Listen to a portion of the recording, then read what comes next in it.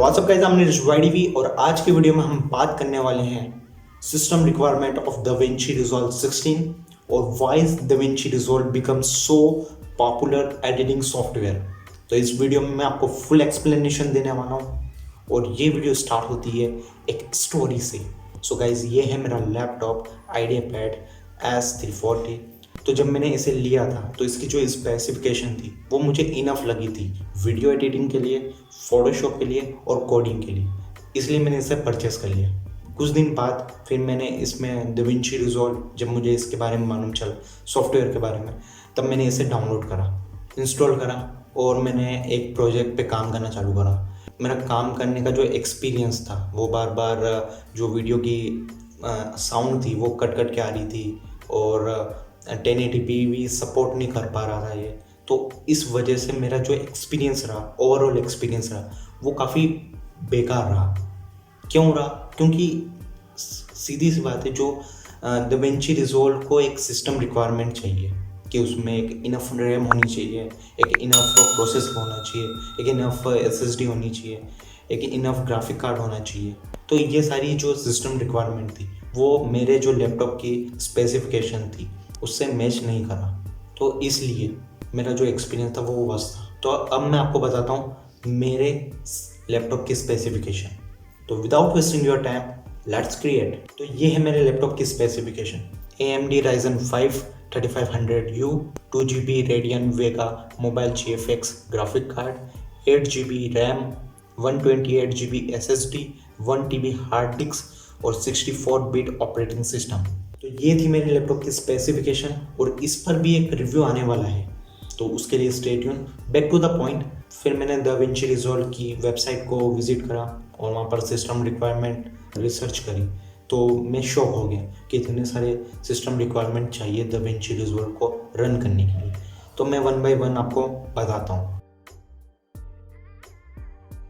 और अगर मैं प्रोसेसर की बात करूँ, ऑफिशियल वेबसाइट पे Ryzen 7 और i7 की जितने भी ऊपर के प्रोसेसर है, i9 हो गया, Ryzen 9 हो गया, ये सब मेंशन्ड है वेबसाइट पर कि ये सिस्टम रिक्वायरमेंट है। पर मेरी रिसर्च के बाद में ये मतलब प्रूफ हो गया है कि Ryzen 5 और i5 पे भी ये रन करता है, बिकॉज बहुत सारे एडिटर्स हैं जो i5 पर रन करते हैं Resolve को, बिकॉज Resolve GPU पे रन करता है, CPU पे नहीं। और अगर मैं बात करूँ रैम की, मिनिमम रैम DaVinci Resolve को लगती है वो है 16GB और मैक्सिमम रैम जब आप फ्यूज़न या कलर ग्रेडिंग यूज़ करेंगे तो उसमें लगेगी 32GB। तो ये मैक्सिमम रैम है और 16GB मिनिमम रैम है। इतनी आपको एक लैपटॉप में, एक PC में होनी चाहिए अगर आप DaVinci Resolve को अच्छे स्मूथ तरीके से चलाना चाहते हैं। और मेरे लैपटॉप में 8GB रैम थी तो मैंने उसको एक्सपांड कर लिए 16GB पे और काफ़ी अब बढ़िया परफॉर्मेंस है Ryzen 5 में भी।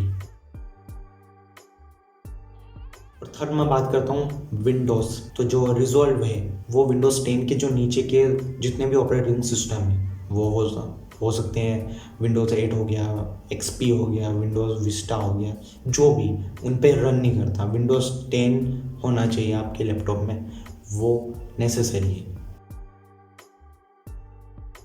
और अगर मैं ग्राफिक कार्ड की बात करूं तो ये यहाँ पर थोड़ा सा इम्पोर्टेंट पार्ट हो जाएगा, बिकॉज Resolve ग्राफिक कार्ड पे परफॉर्म करता है। जितना अच्छा ग्राफिक कार्ड होगा, जितना ज़्यादा GB का ग्राफिक कार्ड होगा, उतना ही Resolve अच्छा परफॉर्म करेगा। अगर आपको 1080p वीडियोस शूट करना, रेंडर करना है तो 2GB ग्राफिक कार्ड इनफ रहेगा। और अगर आपको 4K वीडियो रेंडर करना, एडिट करना है तो उसके लिए 4 to 6GB graphic card enough रहेगा। और इतनी नीड है Resolve को, बिकॉज जैसा कि मैंने कहा कि Resolve GPU पे ज़्यादा परफॉर्म करता है, CPU पे नहीं। तो ये भी इम्पोर्टेंट है।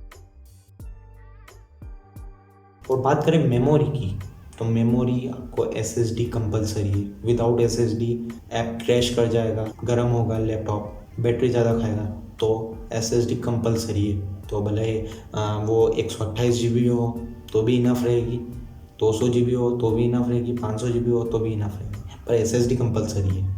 और ये जो सॉफ्टवेयर है ये 64 बिट ऑपरेटिंग सिस्टम पर ही रन करेगा।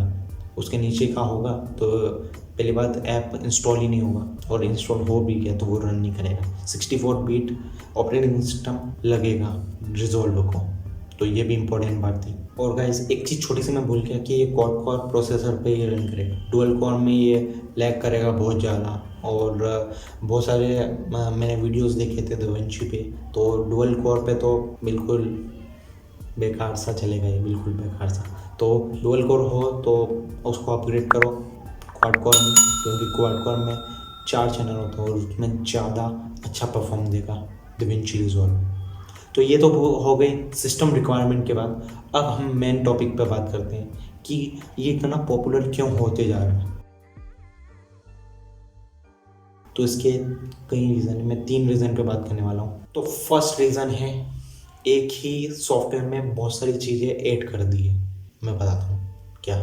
जैसे कि कलर ग्रेडिंग हो गई तो वो एक ही सॉफ्टवेयर में हो जाएगी, एडिटिंग एक ही सॉफ्टवेयर में हो जाएगी, फ्यूज़न एक ही सॉफ्टवेयर में हो जाएगा, और VFX एक ही सॉफ्टवेयर में हो जाएंगे। तो ये सारी चीज़ें मर्ज कर दिए एक ही सॉफ्टवेयर में। और जितने भी दूसरे हैं जैसे प्रीमियम प्रो हो गया, तो उसके लिए आफ्टर इफेक्ट जो उसका VFX वाला पार्ट है उसके लिए अलग सॉफ्टवेयर खरीदना पड़ेगा, और यहाँ पर आपको सिर्फ एक ही सॉफ्टवेयर में सारी चीज़ें मर्ज मिल जाएगी। तो ये भी एक रीज़न है DaVinci रिजॉल्व का आगे बढ़ने का। और सेकंड रीज़न है फ्री वर्जन। रिजॉल्व 2 वर्जन में आता है, फर्स्ट इज रेगुलर रिजॉल्व और सेकंड स्टूडियो। जो स्टूडियो है वो पेड वर्जन है, बाकी जो रिजॉल्व रेगुलर रिजॉल्व वो फ्री वर्जन है, तो आप उसे भी इंस्टॉल कर सकते हैं। थर्ड रीज़न है गाइस क्रैश।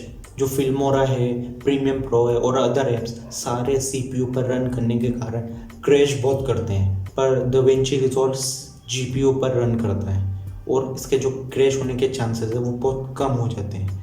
और ये सबसे बड़ा रीज़न है, ये सॉफ्टवेयर इतना पॉपुलर इसलिए हो रहा है इन 3 मेन रीज़न के कारण। तो आज की वीडियो में इतना ही। थैंक्स फॉर वॉचिंग, मिलते हैं अगली वीडियो में। पीस।